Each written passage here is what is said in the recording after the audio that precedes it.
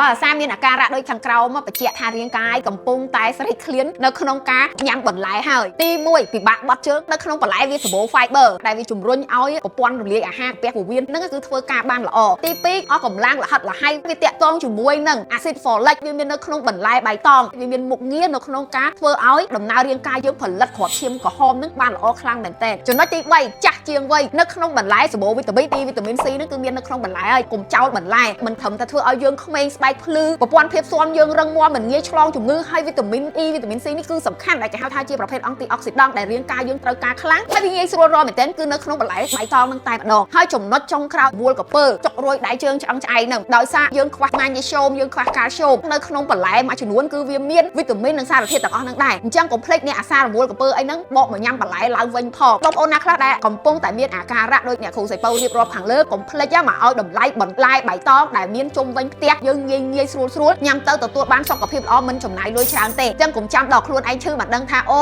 យកលុយទៅទិញសុខភាពល្អអត់បានទេគ្រាន់តែញ៉ាំបន្លែក៏បានសុខភាពល្អហេតុអីក៏ខ្ញុំមើលរំលងអរគុណច្រើនបងប្អូនអរគ្នាពីខ្ញុំអ្នកគ្រូសៃពៅចា